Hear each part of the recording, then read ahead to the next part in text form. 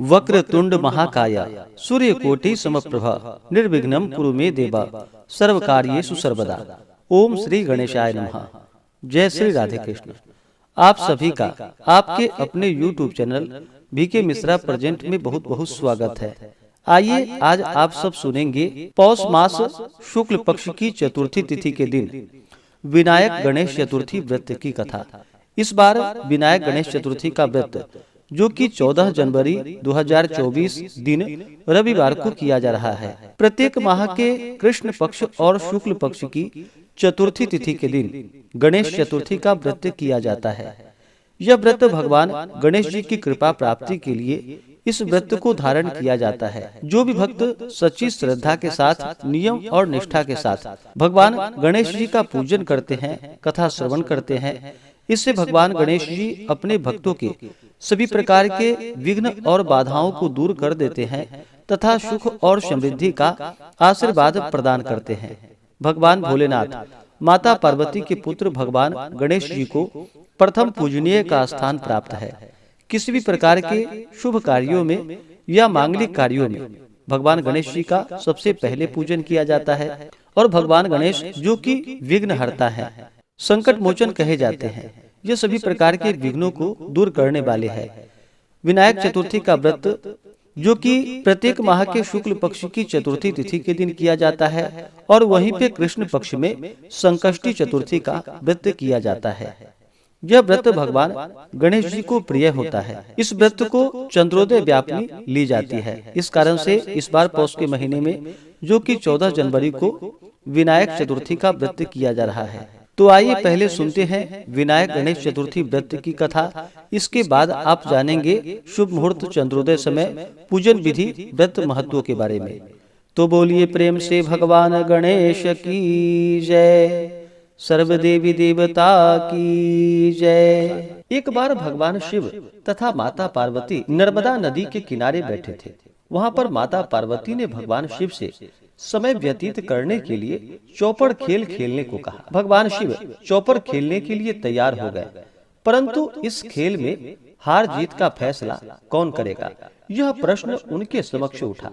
तो भगवान शिव ने कुछ तिनके एकत्रित कर उसका एक पुतला बनाकर उसकी प्राण प्रतिष्ठा कर दी और पुतले से कहा कि बेटा, हम चौपड़ खेलना चाहते हैं, परंतु हमारी हार जीत का फैसला करने वाला कोई नहीं है, इसलिए तुम बताना कि हम दोनों में से कौन हारा और कौन जीता। इसके बाद भगवान शिव और माता पार्वती का चौपड़ खेल आरंभ हो गया। यह खेल करीब 3 बार खेला गया और संयोग से तीनों बार माता पार्वती ही जीत गईं। खेल समाप्त होने के बाद बालक से हार जीत का फैसला करने के लिए कहा गया, तो उस बालक ने भगवान शिव महादेव को ही विजय बताया। यह सुनकर माता पार्वती अत्यंत क्रोधित हो गई और क्रोध में उन्होंने बालक को लंगड़ा होने का और कीचड़ में पड़े रहने का श्राप दे डाला। बालक ने माता पार्वती से माफी मांगी और कहा कि हे माता, यह मुझसे अज्ञानता बस ऐसा हो गया है, मैंने किसी द्वेष भाव में ऐसा नहीं किया। बालक द्वारा क्षमा याचना मांगने पर माता ने कहा कि यहाँ गणेश पूजन के लिए नाग कन्याएं आएंगी, उनके कहे अनुसार तुम गणेश जी का व्रत करो, ऐसा करने से तुम मुझे प्राप्त कर पाओगे। यह कहकर माता पार्वती शिव के साथ कैलाश पर्वत पर चली गईं। 1 वर्ष के बाद उस स्थान पर जो कि नाग कन्याएं आई, तब नाग कन्याओं से श्री गणेश जी के व्रत की विधि मालूम करके उस बालक ने 21 दिनों तक लगातार गणेश जी का व्रत किया। उसकी श्रद्धा से गणेश जी प्रसन्न हुए और उन्होंने बालक को मनोवांछित फल मांगने के लिए कहा। उस पर बालक ने कहा कि हे विनायक, हे विघ्नहर्ता गणेश, मुझ में इतनी शक्ति दीजिए कि मैं अपने पैरों पर चलकर अपने माता पिता के साथ कैलाश पर्वत पर पहुंच सकूं और वे यह देखकर प्रसन्न हो। तब बालक को वरदान देकर भगवान गणेश जी वहां से अंतर ध्यान हो गए। इसके बाद वह बालक कैलाश पर्वत पर पहुंच गया और कैलाश पर्वत पर पहुंचने की कथा उसने भगवान शिव जी को सुनाई। चौपड़ खेल वाले दिन से ही माता पार्वती जी भगवान शिव जी से विमुख हो गई थी। अतः देवी के रुष्ट होने पर भगवान शिव ने भी बालक के बताए अनुसार 21 दिनों तक श्री गणेश जी का व्रत किया और इस व्रत के प्रभाव से माता पार्वती के मन से भगवान शिव के लिए जो नाराजगी थी वह समाप्त हो गई। तब यह व्रत विधि भगवान शंकर ने माता पार्वती को बतलाई। यह सुनकर माता पार्वती के मन में भी अपने पुत्र कार्तिकेय से मिलने की इच्छा जागृत हुई। तब माता पार्वती ने भी 21 दिनों तक श्री गणेश जी का व्रत किया तथा दुर्वा, पुष्प और लड्डुओं से गणेश जी की पूजा और अर्चना की। व्रत के 21वें दिन स्वयं कार्तिकेय माता पार्वती से मिलने आ पहुँचे। उस दिन से श्री गणेश चतुर्थी का यह व्रत समस्त मनोकामनाओं की पूर्ति करने वाला व्रत माना जाने लगा। इस व्रत को करने से मनुष्य के सारे कष्ट दुख दूर हो जाते हैं, मनुष्य को समस्त सुख सुविधाएं की प्राप्ति होती है। तो बोलिए प्रेम से भगवान गणेश की जय, सर्व देवी देवता की जय। प्रत्येक माह के कृष्ण पक्ष और शुक्ल पक्ष की चतुर्थी तिथि के दिन गणेश चतुर्थी का व्रत किया जाता है। कृष्ण पक्ष में पड़ने वाली चतुर्थी को संकष्टी चतुर्थी और शुक्ल पक्ष में पड़ने वाली चतुर्थी को विनायक गणेश चतुर्थी के नाम से जाना जाता है। यह व्रत भगवान गणेश जी को प्रिय होता है। भगवान गणेश जो कि विघ्न हरता है, सभी प्रकार के विघ्नों को दूर करने वाले हैं तथा सुख और समृद्धि का आशीर्वाद प्रदान करने वाले हैं। भगवान भोलेनाथ माता पार्वती के पुत्र भगवान गणेश जी को प्रथम पूजनीय का स्थान प्राप्त है। किसी भी प्रकार के शुभ कार्यों में या मांगलिक कार्यों में सबसे पहले भगवान गणेश जी का पूजन किया जाता है और प्रत्येक चतुर्थी के व्रत में, जो कि दिन भर उपवास रहते हुए विशेष प्रकार से चंद्रोदय के समय में भगवान गणेश जी का पूरे विधि विधान के साथ पूजन करना चाहिए। साथ में चौथ माता, जो कि माता दुर्गा का स्वरूप मानी जाती हैं, इनका पूजन करना चाहिए और फिर चंद्र देवता को कच्चे दूध का या जल का अर्घ्य प्रदान करके गंध पुष्प धूप दीप आदि से पूजा करनी चाहिए। इसके बाद व्रत को पूर्ण माना जाता है। केवल भाद्रपद माह के शुक्ल पक्ष की चतुर्थी तिथि के दिन चंद्र दर्शन का निषेध माना गया है। उस दिन चंद्रमा का दर्शन नहीं करना चाहिए और फिर आप उसे छोड़ करके प्रत्येक चतुर्थी को चंद्र देवता का दर्शन कर सकते हैं, इसमें कोई दिक्कत नहीं है। बहुत से भक्तजन प्रश्न करते हैं कि हम चंद्रमा का दर्शन करें या नहीं करें, तो आप ध्यान रखें, केवल भाद्रपद महीने के शुक्ल पक्ष की चतुर्थी तिथि के दिन चंद्रमा का दर्शन निषेध माना गया है। उसके बाद आप चंद्रमा का दर्शन कर सकते हैं। तो आइए जानते हैं पौष मास शुक्ल पक्ष वर्ष 2024 विनायक गणेश चतुर्थी व्रत के शुभ मुहूर्त के बारे में। चतुर्थी तिथि प्रारंभ समय 14 जनवरी 2024 दिन रविवार सुबह 8:02 और चतुर्थी तिथि की समाप्ति होगी 15 जनवरी 2024 दिन सोमवार को सुबह 5:01 पे। गणेश चतुर्थी का व्रत, जो कि इसे चंद्रोदय व्यापनी ली जाती है, इस कारण से जो भी विनायक गणेश चतुर्थी का व्रत धारण करने वाले हैं, सभी 14 जनवरी 2024 दिन रविवार को विनायक गणेश चतुर्थी का व्रत करेंगे। इस दिन सूर्योदय का जो समय है वह समय सुबह 6:45 और सूर्यास्त शाम 5:28। चंद्रोदय का जो समय है वह समय सुबह 9:09 और चंद्रास्त यानी कि चंद्रमा अस्त होंगे रात्रि 8:40 पे।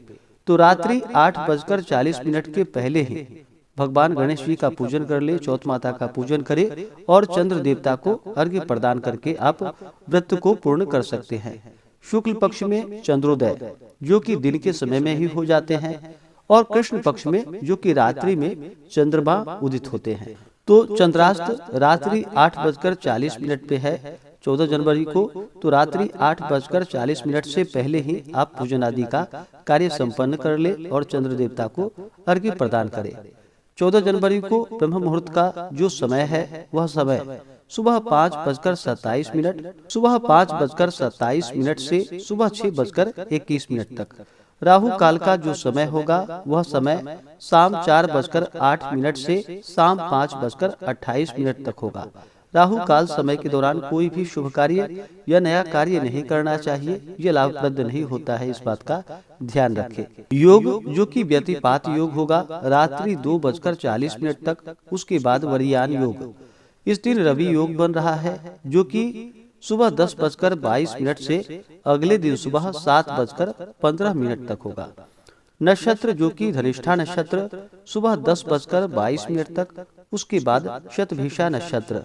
अभिजीत मुहूर्त का जो समय है 14 जनवरी को, वह समय दोपहर 12:09 से दोपहर 12:51 तक होगा। तो इस दिन भगवान गणेश जी का पूरे विधि विधान के साथ पूजन करें। भगवान गणेश जी का जल से अभिषेक करें, पंचामृत से अभिषेक करें, शुद्ध गंगा जल से अभिषेक करें। भगवान गणेश जी को पीला वस्त्र अर्पित करें, यज्ञोपवीत चढ़ाए, फिर अक्षत, चंदन, पुष्पों की माला अर्पित करें। भगवान गणेश जी को दुर्वादल अति प्रिय होता है, तो इन्हें दुर्वादल अर्पित करें, सिंदूर चढ़ाएं, धूप दीप दिखाएं, अनेक प्रकार का नैवेद्य भगवान गणेश जी को अर्पित करें। विशेष करके मोदक आदि का भोग लगाए, लड्डू का भोग लगाए, जल से आचमनी करवाएं। मुख शुद्धि के लिए पान पत्र, सुपारी, लौंग, इलायची के साथ में अर्पित करें। इसी प्रकार से चौथ माता का पूजन करें। चौथ माता का जल से अभिषेक करें, पंचामृत से अभिषेक करें, शुद्ध गंगा जल से अभिषेक करें। माता को लाल वस्त्र चढ़ाएं, श्रृंगार की वस्तुएं अर्पित करें, फिर अक्षत, चंदन, पुष्पों की माला अर्पित करें, धूप दीप दिखाएं, अनेक प्रकार का नैवेद्य अर्पित करें, जल से आचमनी करवाएं। मुख शुद्धि के लिए पान पत्र, सुपारी, लौंग, इलायची के साथ में अर्पित करें। इसके बाद फिर चंद्र देवता को कच्चे दूध का या जल का अर्घ्य प्रदान करना चाहिए। उसके बाद यह व्रत पूर्ण माना जाता है। तो इस प्रकार से पूरे विधि विधान के साथ भगवान गणेश जी का पूजन करें। इससे भगवान गणेश जी अपने भक्तों पर प्रसन्न होकर के अपने भक्तों के सभी प्रकार के दुख और कष्टों को दूर कर देते हैं तथा सुख और समृद्धि का आशीर्वाद प्रदान करते हैं। जो भी भक्तजन व्रत को धारण करते हैं, उन्हें व्रत के दौरान जो कि शुद्ध और सात्विकता का पालन करना चाहिए, ब्रह्मचर्य का पालन करना चाहिए। व्रत के दौरान किसी के ऊपर क्रोध नहीं करनी चाहिए। अपने मन में किसी के प्रति ईर्ष्या या द्वेष का भाव नहीं लाना चाहिए और भक्ति भाव के साथ भगवान गणेश जी का पूजन करना चाहिए। इस दिन ओम गंग गणपतये नमः इन मंत्रों का जप करना चाहिए या श्री गणेशाय नमः इन मंत्रों का जप करना चाहिए। इससे भगवान गणेश जी अपने भक्तों पर अति प्रसन्न होते हैं। जहाँ तक हो सके इस दिन गणेश चालीसा, गणेश स्तोत्र आदि का पाठ या श्रवण करें। विनायक गणेश चतुर्थी व्रत का कथा श्रवण करें। इससे भगवान गणेश जी अति प्रसन्न होते हैं और अपना कृपा प्रदान करते हैं। अगर आप सब आगे की मकर संक्रांति, एकादशी व्रत, पूर्णिमा व्रत के बारे में जानना चाहते हो तो उसका भी वीडियो चैनल पे अपलोड है या वीडियो के एंड स्क्रीन में वीडियो का लिंक दिया गया है। आप उसके माध्यम से जानकारियां को प्राप्त कर सकते हैं। तो आशा करता हूं कि यह जानकारी आपको अच्छा लगा हो। ऐसे ही ज्ञानवर्धक जानकारियां प्राप्त करने के लिए चैनल पे अगर आप पहली बार आए हैं तो चैनल को लाल बटन दबा करके सब्सक्राइब करें, साथ में बेल आइकन घंटी को दबाएं ताकि वीडियो का नोटिफिकेशन आपको समय से मिलता रहे। वीडियो को लाइक करें, शेयर करें। सुखी रहें और स्वस्थ रहें। जय श्री राधे कृष्ण। धन्यवाद।